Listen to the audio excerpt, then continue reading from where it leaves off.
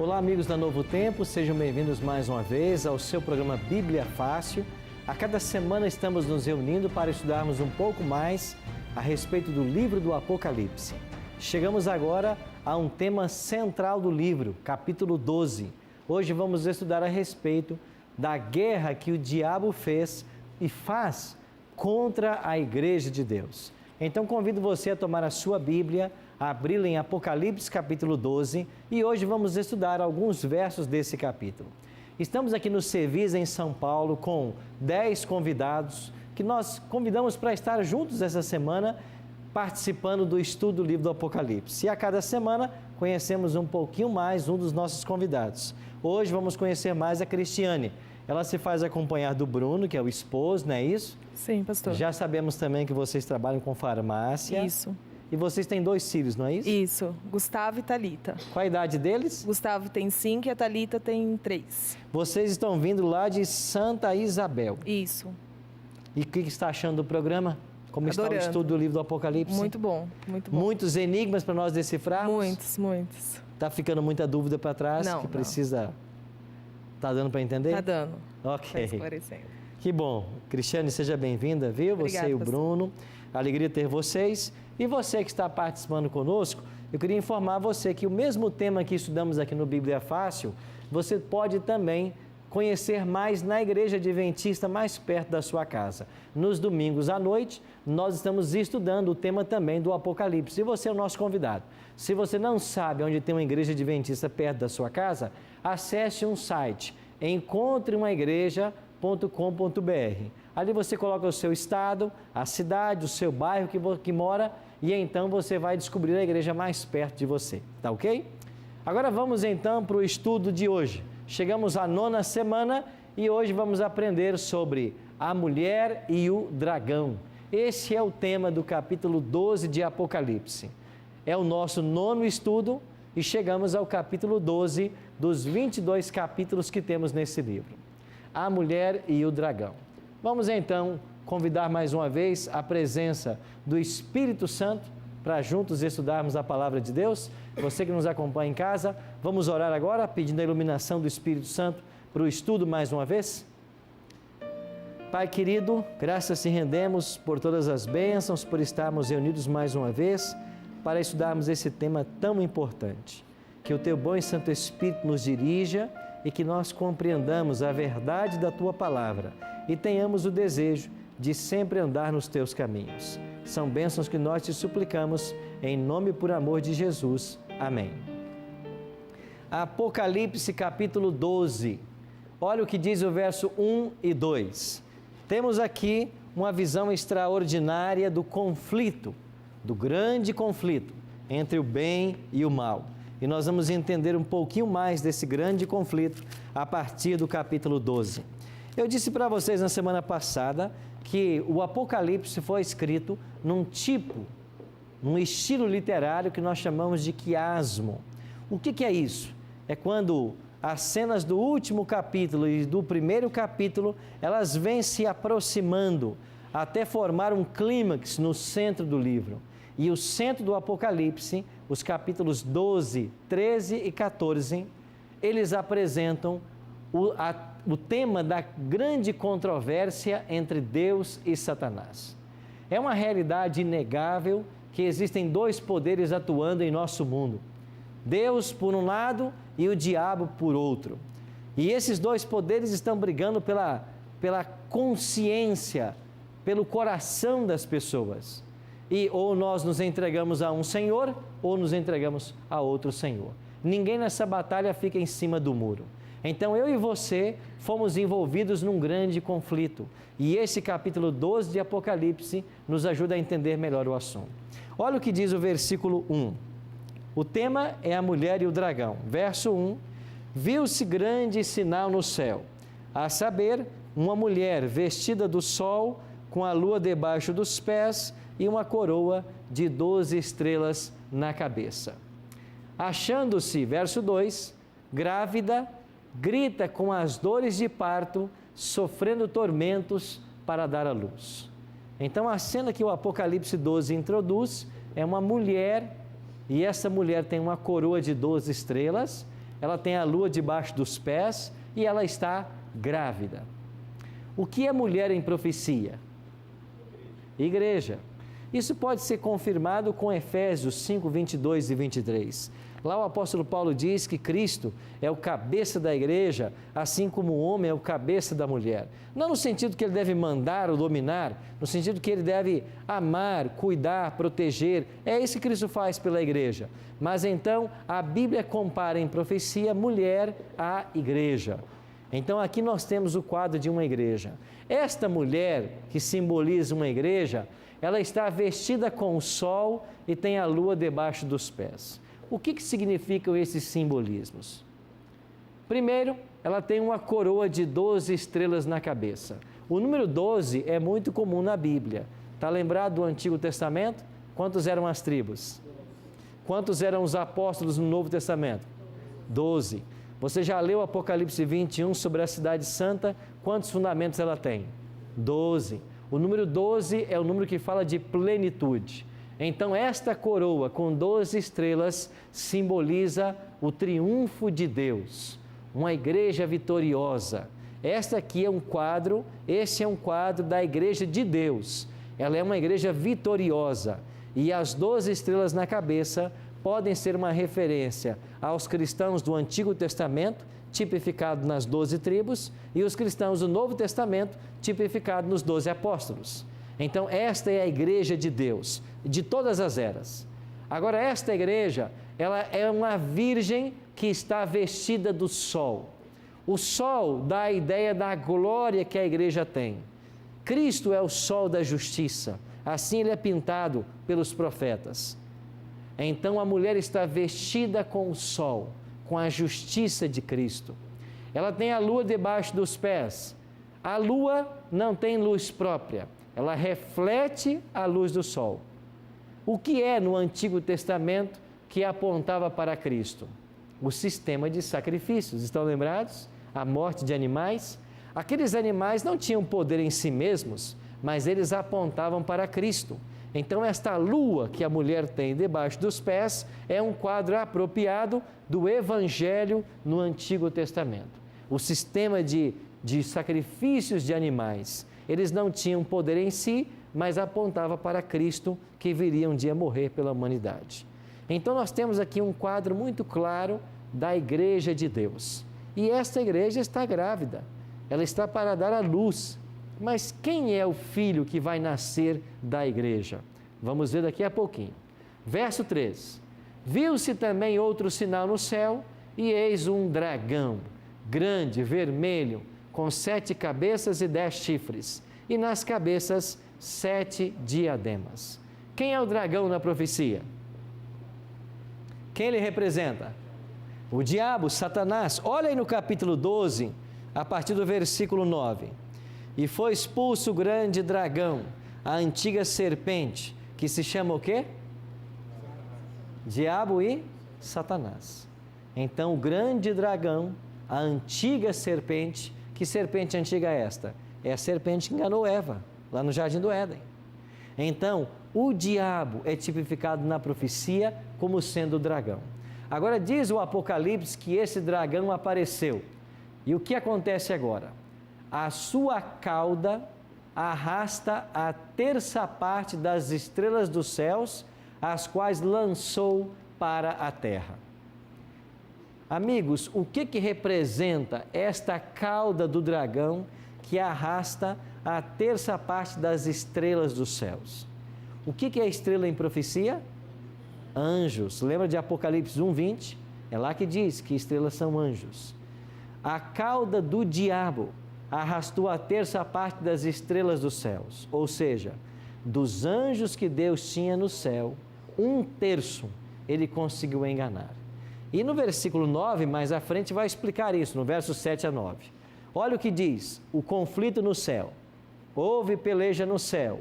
Miguel e seus anjos pelejaram contra o dragão. Também pelejaram o dragão e seus anjos. Todavia, não prevaleceram, nem mais se achou no céu o lugar deles. E foi expulso o grande dragão, a antiga serpente, que se chama Diabo e Satanás, o sedutor de todo o mundo. Sim, foi atirado para onde? Para a terra. E com ele quem? Os seus anjos. Sabe quem são esses anjos? A terça parte que a cauda dele arrastou.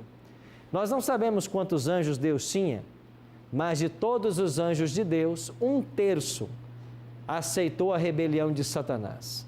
E eles foram expulsos do céu. Agora, quando é que houve essa batalha em que o diabo foi expulso do céu?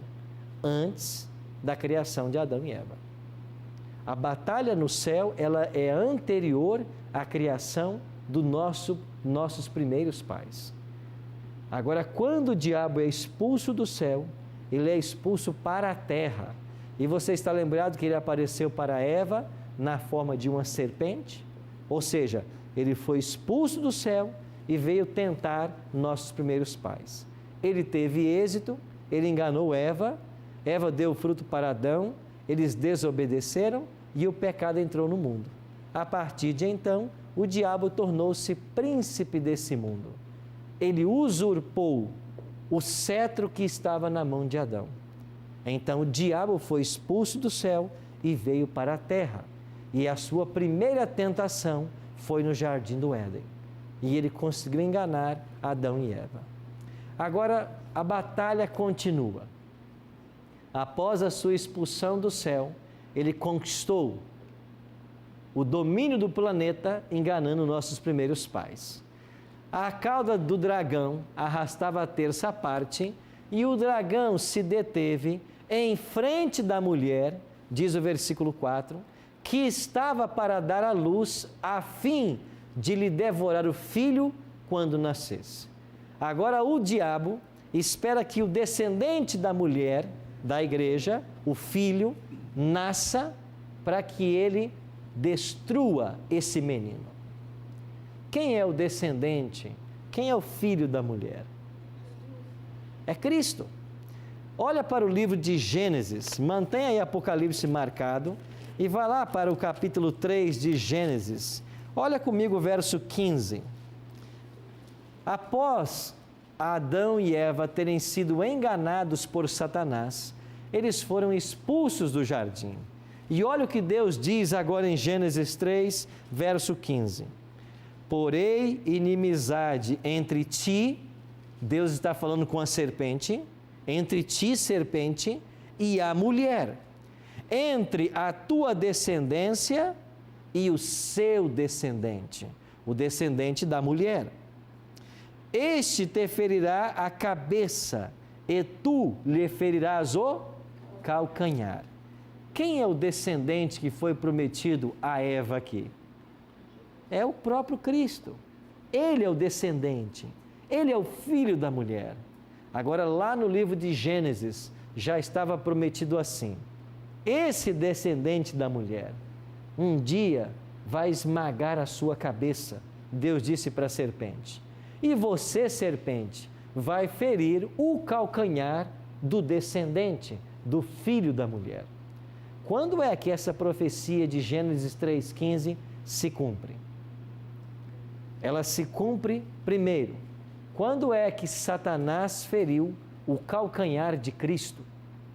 Quando a Bíblia fala em ferida de calcanhar, quer dizer uma ferida não mortal. Porque alguém, quando se fere no calcanhar, não é este um ferimento mortal. Por outro lado, o esmagar a cabeça é uma ferida mortal. Quando é que Satanás feriu o calcanhar do descendente da mulher que é Cristo? Quando ele foi morto na cruz. Então, na cruz, ao ser morto, e o diabo levou os homens a matarem a Cristo, o calcanhar do descendente foi ferido. Por que foi no calcanhar? Porque ele ressuscitou, ele voltou à vida. Mas um dia, Cristo vai esmagar a cabeça da serpente. E quando é que essa cabeça será esmagada? Na cruz, Cristo também foi vitorioso, mas está marcado o dia no futuro em que o diabo será destruído. E nós vamos estudar esse tema quando chegarmos a Apocalipse 20. Lá vamos estudar sobre a destruição final de Satanás. Então, Gênesis 3,15 cumpriu-se pela metade. O diabo já feriu o calcanhar de Cristo. Isso foi no Calvário. Agora falta o Cristo destruir a cabeça, esmagar a cabeça, destruir Satanás. E isso vai acontecer ainda no futuro. E nós vamos estudar isso em Apocalipse 20. Pois bem, Cristo era o filho que estava para nascer. E o versículo 5 diz assim: nasceu-lhe, pois, um filho varão. Jesus chegou, que há de reger todas as nações com cetro de ferro. E o seu filho foi arrebatado para Deus até o seu trono. Quem é que foi arrebatado para Deus? Cristo. Após a sua ascensão, ele voltou para o Pai. Quando Jesus nasce, o diabo estava parado diante da igreja, esperando para destruir.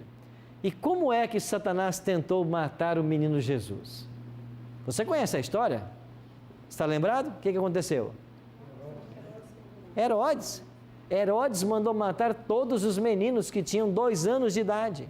Com isso, ele esperava matar a criança, o menino Jesus. Mas ele conseguiu? Não. Então ele tentou devorar o filho quando nascesse, mas ele não conseguiu. Como Cristo não conseguiu matar a Jesus, ou quando o diabo não conseguiu matar a Jesus ainda bebê, ele continuou perseguindo a Cristo ao longo de todo o seu ministério, até que finalmente a profecia se cumpriu e o calcanhar do descendente da mulher foi ferido, quando Cristo morreu na cruz do Calvário. Só que quando o diabo esperava sair vitorioso, e Cristo foi parar na sepultura, e eles colocaram uma grande pedra protegendo, e o diabo para lá enviou seus demônios para impedir que Cristo saísse, o que aconteceu no domingo pela manhã? Ele ressuscitou, e quando Cristo saiu da sepultura, o diabo viu que a sua derrota era final. Ele não conseguiu manter o Filho de Deus na sepultura.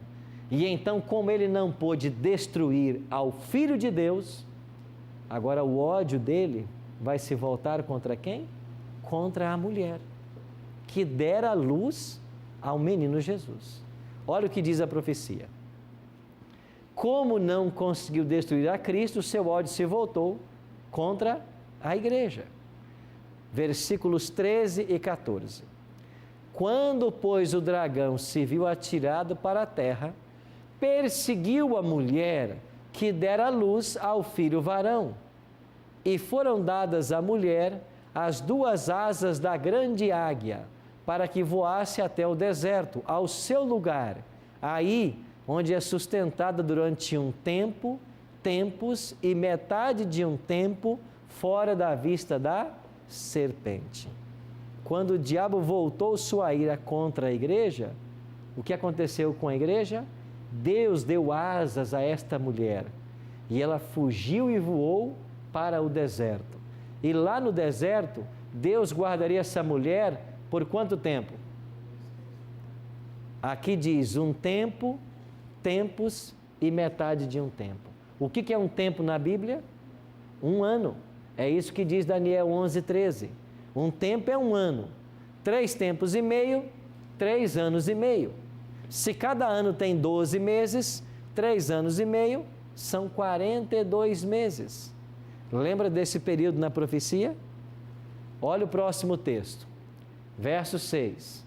A mulher, porém, fugiu para o deserto, onde lhe havia Deus preparado um lugar para que nele a sustentem durante quanto tempo?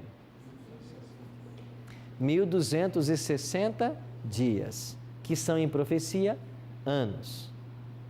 1 tempo, 2 tempos e metade de um tempo, ou 3 tempos e meio, eu disse que são igual a 42 meses. E se você multiplicar 42 meses por 30 dias? 1260. Então, 1 tempo, tempos e metade de um tempo, 42 meses e 1260 dias estão falando do mesmo período profético, 1260 anos. E você sabe que nós já estudamos esse período aqui. A que se referem esses 1260 anos? A supremacia dos papas. Ou seja, durante a Idade Média, o diabo vai usar a Igreja Romana para perseguir aos filhos de Deus.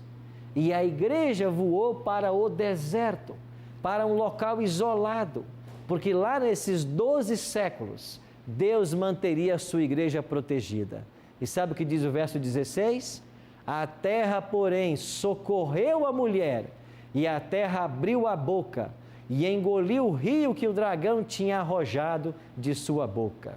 Este rio aqui fala das perseguições do dragão. Ele atacou a mulher, mas Deus deu asas à mulher, levou-a para o deserto, e lá Deus guardou essa mulher por 1260 anos, durante o mesmo período em que o papado estava dominando. Não é interessante a profecia? Agora, olha o que aconteceu aqui. Durante esses 12 séculos, os fiéis de Deus se esconderam em regiões montanhosas e isoladas da terra. E eu já falei para vocês sobre os povos sinceros a Deus durante a Idade Média. Já falei para vocês dos valdenses, dos albigenses, dos huguenotes e de tantos outros que depuseram sua vida por amor a Cristo. É verdade que a igreja foi para o deserto e muitos foram protegidos, mas a perseguição não parou. E muitas pessoas perderam suas vidas durante estas perseguições. Mas o que aconteceria após esses 1260 anos? Ou quais as histórias que nós conhecemos hoje de perseguição ao povo de Deus nesse período? Nós iremos para um breve intervalo e assim que voltarmos, vamos ver como Deus protegeu a sua igreja, mas muitos tiveram que depor sua vida por amor ao Evangelho e a Cristo. Daqui a pouquinho nós voltaremos.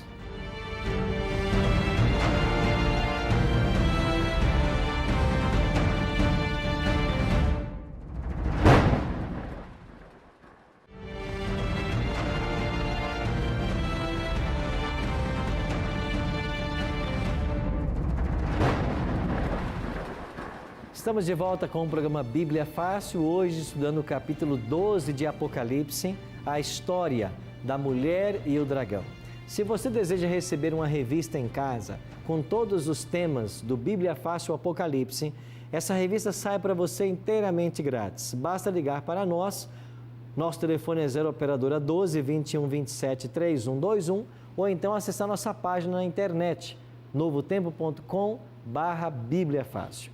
E nós estamos tendo nas igrejas adventistas, nos domingos à noite, um aprofundamento do estudo do livro de Apocalipse. Você está convidado a visitar-nos no domingo à noite. Se você não sabe onde tem uma igreja perto da sua casa, acesse o nosso site encontreumaigreja.com.br. Você vai ser muito bem recebido e ali você poderá aprofundar o seu estudo com relação ao livro do Apocalipse. No primeiro bloco, nós terminamos falando a respeito do grande conflito entre o dragão e a igreja, entre o diabo e a mulher. Primeiro, o dragão se deteve diante da mulher para devorar o filho quando nascesse. E nós vimos em Gênesis 3,15 que Cristo é o descendente da mulher. Como o diabo tentou matar a Cristo? Através de Herodes, mas ele não conseguiu. Finalmente, quando ele leva as pessoas a matarem a Cristo, o diabo esperava sair vitorioso, mas Cristo ressuscitou e então ele viu que a sua derrota estava completa. Agora que ele foi derrotado e não pôde derrotar o filho, ele se voltou contra a igreja e ele então persegue a igreja. Deus, protegendo sua igreja, deu a ela asas como de águia. Ela voou para o deserto e lá Deus guardaria essa mulher por 42 meses, ou 3 tempos e meio, ou 1260 anos. Estamos falando de um mesmo período. E de 538 a 1798, época da supremacia papal, a Igreja de Deus foi perseguida. Estamos falando dos valdenses, dos albigenses, dos huguenotes, de John Wycliffe, de Hus, Jerônimo, Tyndale, Knox e tantos outros que morreram, deram suas vidas pelo Evangelho. Durante esse período do deserto, um dos principais nomes que nós temos foi o nome de Martinho Lutero. E eu tive a chance de visitar o castelo de Wartburg, na Alemanha. E esse castelo foi um local onde Deus usou para proteger Lutero. Lembra da dieta de Worms, onde eles tentaram matar Lutero? Os amigos de Lutero, para proteger sua vida, o sequestraram. Principalmente Frederico, o sábio da Saxônia, levaram Lutero para esse castelo. E aqui no alto de uma montanha, na cidade de Wartburg, ele esteve por quase um ano. E quando muitos pensavam que Lutero estava morto, ele estava traduzindo o Novo Testamento para o alemão.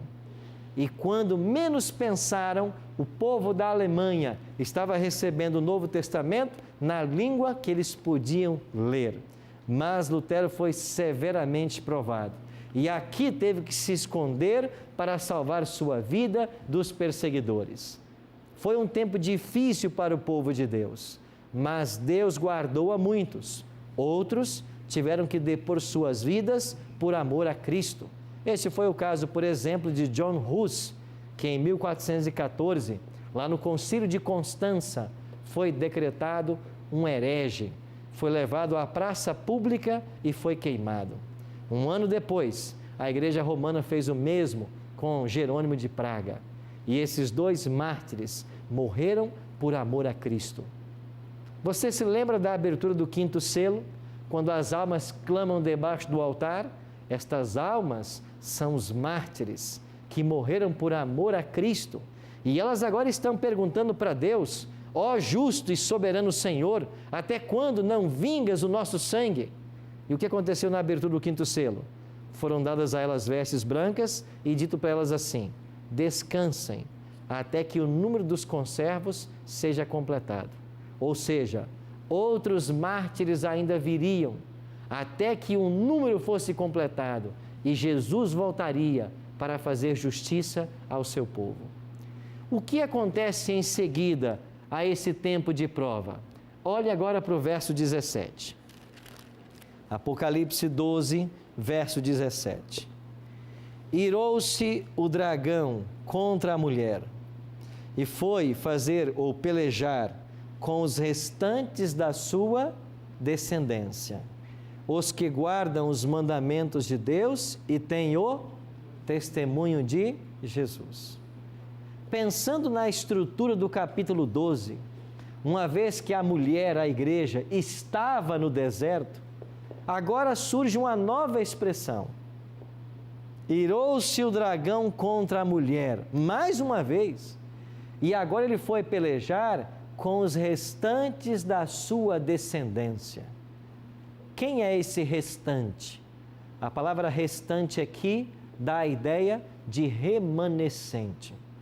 Desta igreja do deserto, que por 12 séculos fora perseguida, há um povo remanescente. Sobrou alguns, ou sobraram alguns, e a estes o diabo odeia. Mas quem é que o diabo odeia? O Apocalipse está dizendo: os que guardam os mandamentos de Deus e têm o quê? Testemunho de Jesus. Amigos, aqui tem uma lição preciosa para nós. E você que nos acompanha em casa, talvez isso vai soar estranho ao seu ouvido, mas ouça com atenção. O diabo não está irado contra todas as igrejas. O diabo não está. A Bíblia diz que o diabo odeia aqueles que guardam os mandamentos de Deus e têm o testemunho de Jesus. Igreja que não guarda mandamento e não tem testemunho de Jesus, o diabo não odeia. Por que ele odiaria? A estes, ele já tem em suas mãos. Quem permanece na obediência já está nas mãos do diabo. É por isso que disse Cristo que a verdade liberta. Conhecereis a verdade, e a verdade vos libertará. Mas enquanto a pessoa está no erro e não conhece a verdade, ele está nas garras de Satanás. Se a pessoa sabe que está errada e ainda permanece no erro, o diabo toma conta dessa vida. Agora, eu posso estar praticando coisas erradas sem saber que elas são erradas. Aí o juízo de Deus para comigo é diferente. Aí é o que acontece em Atos 17:30. Deus não leva em conta o tempo da ignorância. Se eu fazia alguma coisa que era errado, mas não sabia que era errado, Deus não me cobra por isso. Eu estou no tempo da ignorância. Deus não pode me cobrar por algo que eu não sabia ser errado. Mas quando eu tomo ciência de uma verdade, de um mandamento, eu devo praticar essa verdade, esse mandamento. Porque de outra forma, eu estou me colocando no terreno perigoso de Satanás. Então o diabo não odeia todas as igrejas. Ilusão nossa pensar assim. O diabo odeia aqueles que guardam os mandamentos de Deus e têm o testemunho de Jesus. Quando alguém em alguma igreja fala contra a lei de Deus, está atuando como um advogado de Satanás. Quando alguém prega contra a lei de Deus, é um advogado de Satanás. E você já percebeu que muitos líderes, às vezes, começam a dizer que a lei de Deus foi abolida? Que ela não mais está em vigência? Ora, esse é um advogado de Satanás, porque é o diabo que odeia a lei de Deus, ele sempre odiou. De fato, por odiar a Deus e sua lei, é que ele provocou uma rebelião no céu. Mas ele é tão astuto que ele conseguiu arrastar após si a terça parte dos anjos de Deus. Agora eu pergunto para você, se até os anjos que não conheciam o mal nem o pecado, foram seduzidos por esse arqui-inimigo, o que dirá dos seres humanos? Com muito maior facilidade, ele engana ao ser humano. E tem muita gente por aí assumindo o papel de advogado do diabo, pregando contra a lei. Amigos, se a lei de Deus foi abolida, o que é que nos resta? Se eu posso matar, posso roubar, posso adulterar, posso dar falso testemunho, o que é que sobra de moralidade para o cristão? Não, pastor, espera aí, estas coisas não foram abolidas. Ué, o que então foi abolido? Aí quando você começa a pesquisar com mais profundidade, você descobre que o que eles estão dizendo que foi abolido na lei é só o sábado. Agora, como que você tira o sábado de junto dos 10? Como que você dos 10 extrai o sábado e diz que esse foi abolido? Diante de um texto, por exemplo, como Mateus 5, 17 e 18, onde Jesus diz que nenhum io, nenhum tio jamais passará da lei até que tudo se cumpra. Como que você tira o sábado da lei, se Jesus disse lá em João 14, 15, se vocês me amam, vocês guardam os meus mandamentos? Como que você tira o sábado dos 10 mandamentos, se Tiago 2,10 diz que qualquer que guarda toda a lei, mas tropeça em um ponto, é culpado de todos? Então escuta uma verdade mais uma vez. A lei de Deus não pode ser mudada. Ela nunca foi abolida. O diabo trabalha contra a lei e o diabo odeia os guardadores da lei. E dentro dessa lei está o sábado. Você já ouviu essa verdade antes? Não é a primeira vez. A pergunta é, até quando você vai ouvir essa verdade e não vai aceitá-la no seu coração? Até quando você não vai fazer um estudo sério da Bíblia para tirar a prova dos 9? Até quando você vai ouvir pessoas por aí citando argumentos tipo este? O sábado era para os judeus. Você deveria já saber que o sábado foi dado mais de 1000 anos antes que um judeu nascesse sobre a terra. O sábado foi dado em Gênesis 2, 1 a 3, para Adão e Eva. Não aceite esses argumentos fracos que usam por aí. Vá para a Bíblia. E o diabo odeia aqueles que guardam a lei. Agora, a pessoa que menospreza a lei, esse é amigo do diabo. A pessoa que usa da mentira, diz a Bíblia que ele é até filho do diabo. Então, contra quem o diabo está irado? Primeiro, aqueles que guardam os mandamentos de Deus. Mas Apocalipse 17, 12, 17, apresentou ainda uma segunda característica. O diabo odeia os remanescentes da igreja de Deus. Aqueles que, além de guardar os 10 mandamentos, eles têm o testemunho de Jesus. O que é o testemunho de Jesus? Abra sua Bíblia aí em Apocalipse capítulo 19, verso 10, na última parte. Apocalipse 19, verso 10, última parte, diz assim: pois o testemunho de Jesus é o quê? O espírito da profecia. Sabe o que o Apocalipse 12, 17 está dizendo?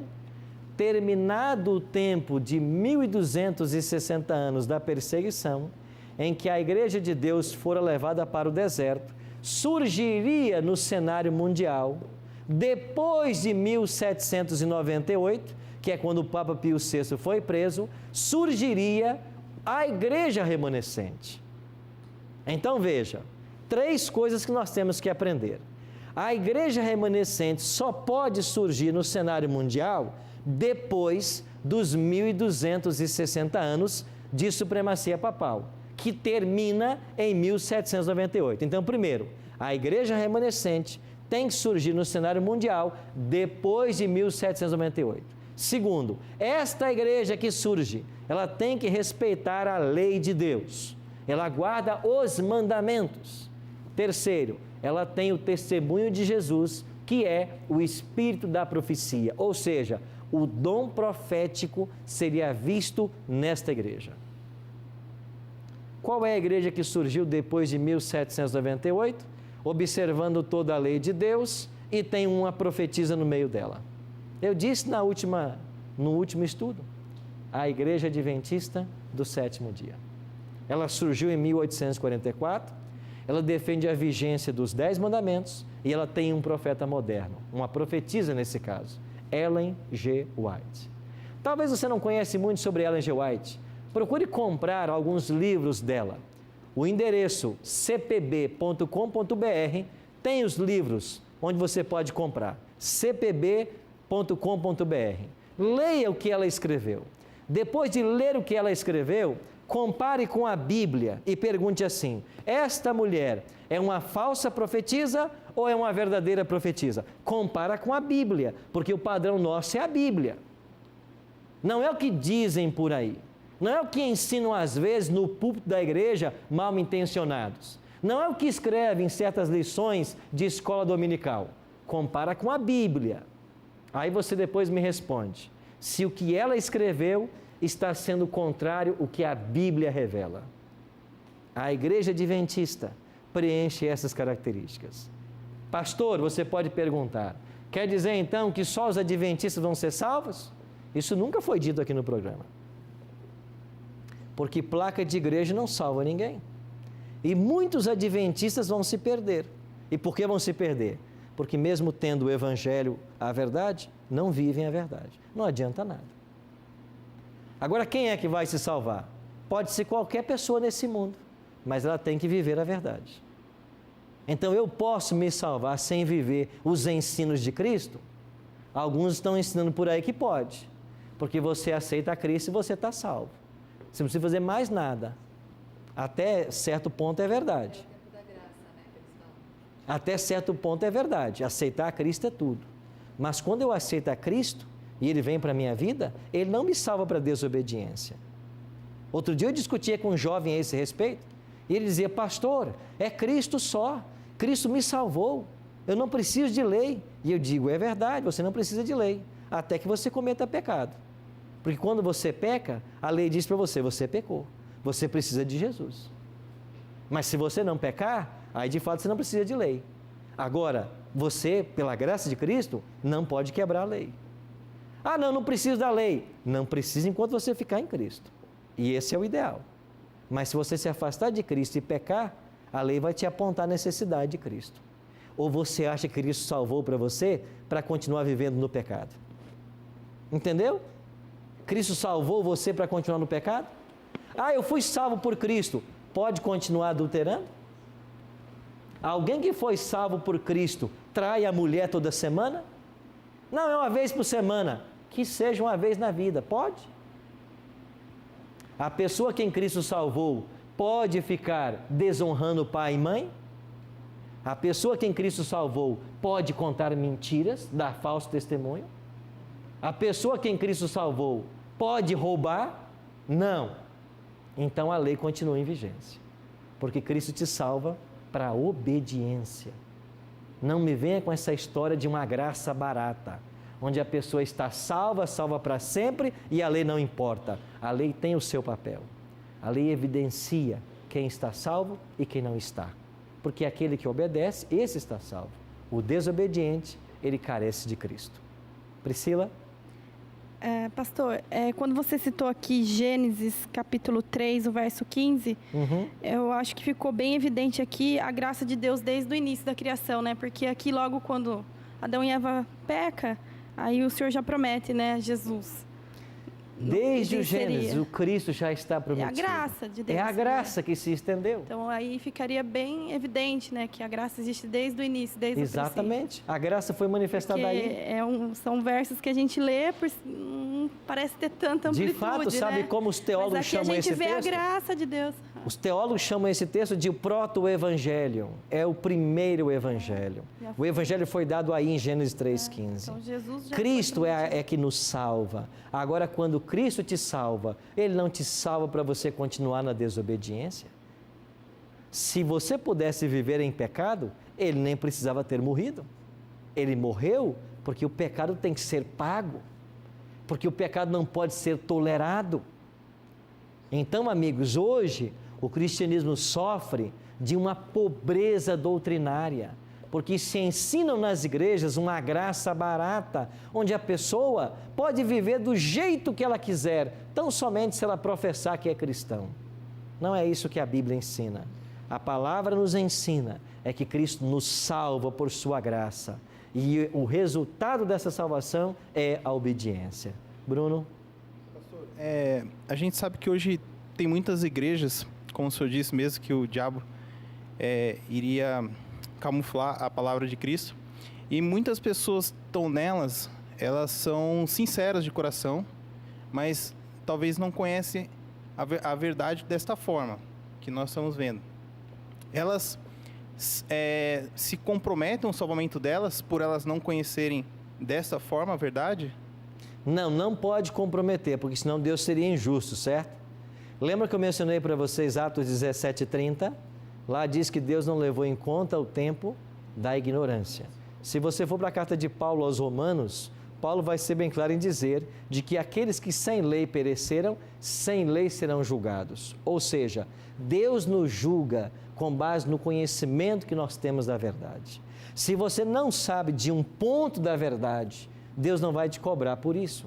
Agora, quando eu descubro a verdade, o juízo será baseado neste conhecimento. E a norma do juízo é a lei de Deus. É o que diz Tiago 2,12. Porque havemos de ser julgados pela lei da liberdade. Nós seremos julgados pela lei.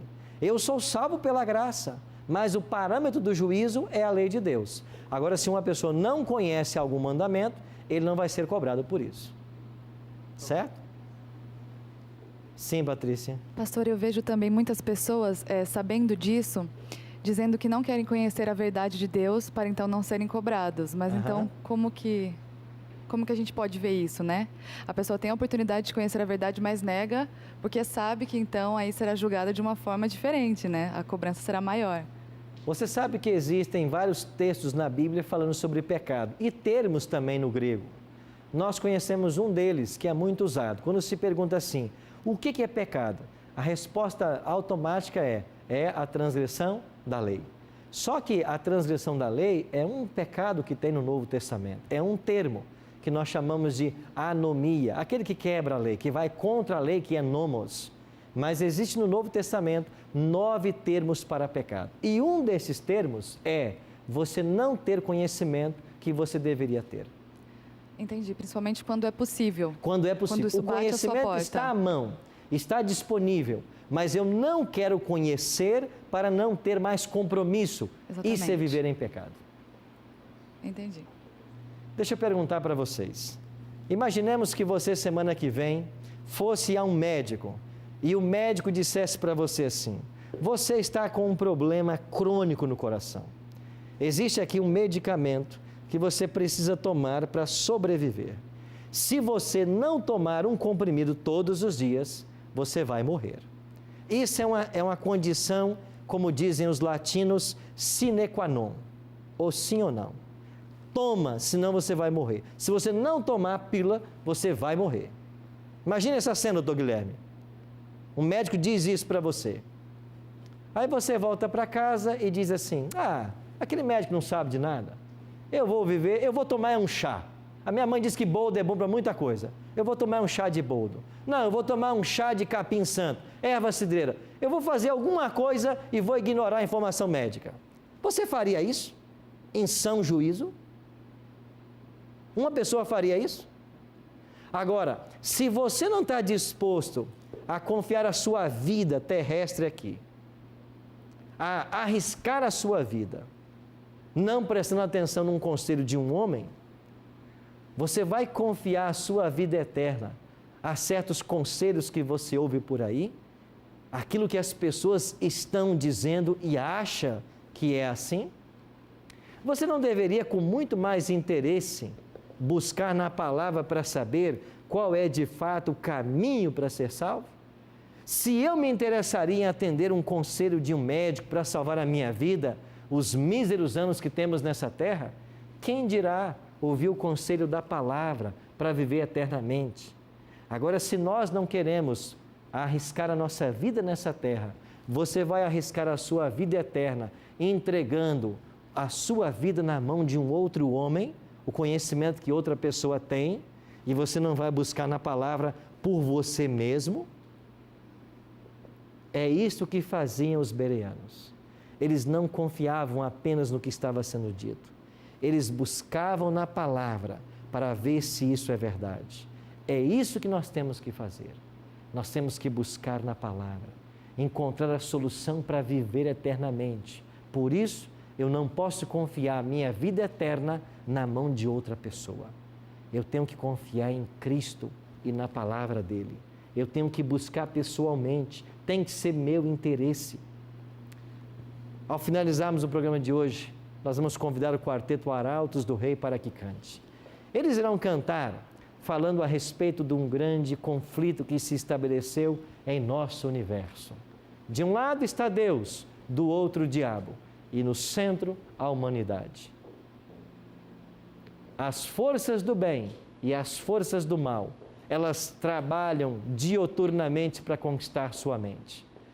Ninguém pode servir a dois senhores, palavras do próprio Cristo. Ou seja, você tem que de livre vontade escolher a quem servir. A pergunta que eu faço para você é, neste conflito entre o bem e o mal, quando Deus está levantando uma igreja que ama e respeita a lei, os 10 mandamentos, que tem o testemunho de Jesus, que é um profeta moderno, que procura viver o que está na Bíblia, você vai investigar essas coisas ou você vai confiar em outro ser humano a tua salvação? Pense nisso enquanto ouviremos essa música.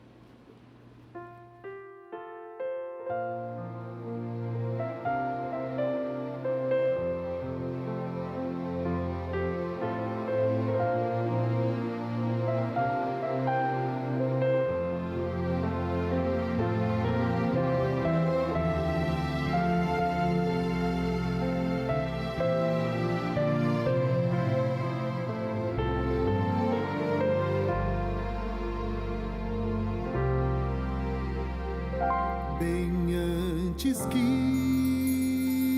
na terra houvesse luz, um ser de luz se transformou, tornou-se em trevas, vindo contra nós, grande conflito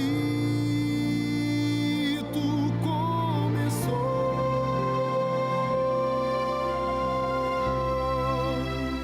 De que lado estou?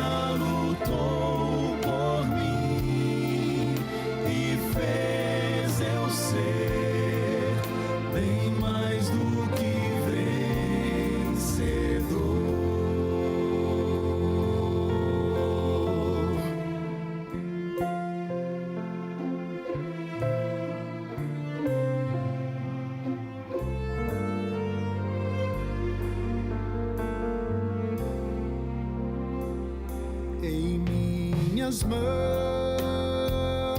está a decisão, seguir o reino do amor e refletir o evangelho em mim, ou me esfriar e perecer.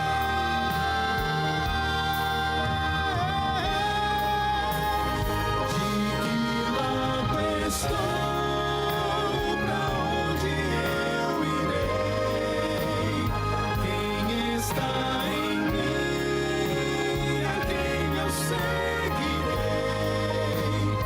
Eu escolho ser de Deus e então viver, ou deixo o mal levar-me a morrer.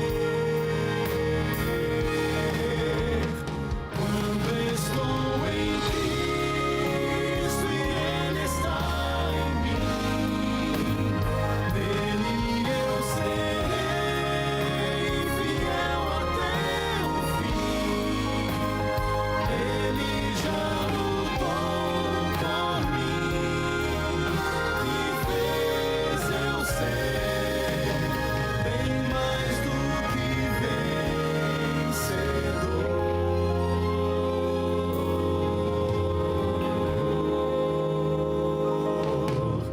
O eterno ganhou no fim.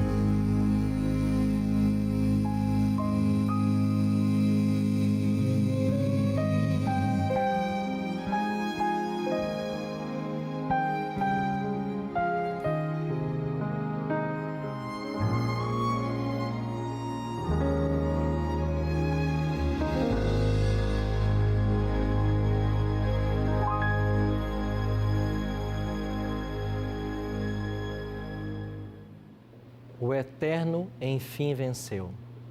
Em Apocalipse 12, verso 11, dentro desse mesmo contexto da batalha entre o dragão e a igreja, nós temos o segredo da vitória. O livro do Apocalipse diz: eles, pois, o venceram por causa do sangue do Cordeiro e por causa da palavra do testemunho que deram. E mesmo em face da morte, não amaram a própria vida. Sabe qual é o segredo da vitória?